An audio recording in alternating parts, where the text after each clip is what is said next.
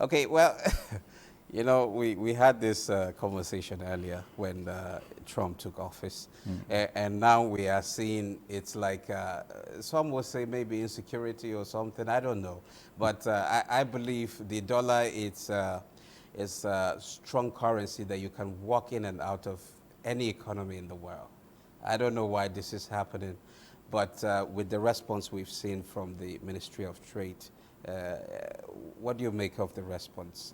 How do you see this actually playing out? Yeah, actually, whatever I say is a reflection of a global response, to the very clear, perhaps unexpected, perhaps even unreasonable policy conceptualization and deployment by the new president of the United States of America. Because any economist worth its salt across the world, even before he formally announced this tariff application across board globally, the submission generally was that it harbors, portends no good for the global economy or even for regional economy, for individual sovereign states and all that. So you're talking of the major champion of globalization.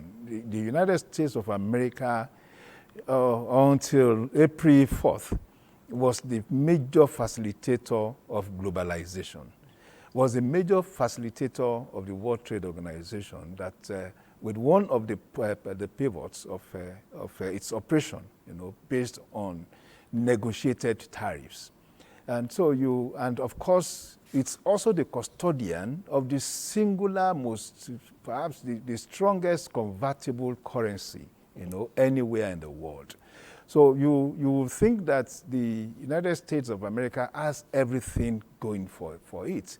And all of a sudden you have this president that had decided, to perhaps trigger the making of another global economic order.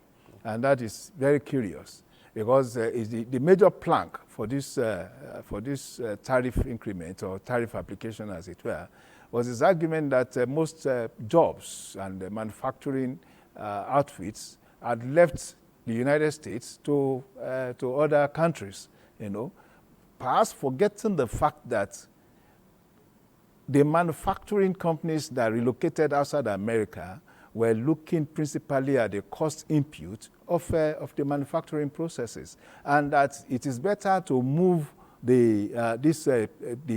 especially the factory units of the companies outside the American states, of course, because of cheaper cost of production in auxiliary or other forms of... These companies are not in Nigeria. These companies are not moving. Maybe possibly, I've seen Taiwan respondent that they are not going to pursue a retaliatory tariff. And I've seen Vietnam, maybe possibly to Vietnam, possibly to China.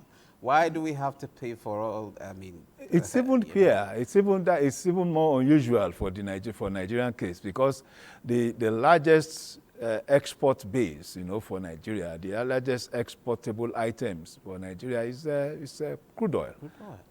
And we're talking about up to 94% of exports, And even then, the president himself had excluded anything that had to do with energy, either in liquid or solid form from the tariff. So when they computed the fact that we have 27% surplus, trade surplus with America, I was like, okay, so this trade surplus comes from where? It's obvious that it's from the oil. So why would you now apply that when you have essentially exempted,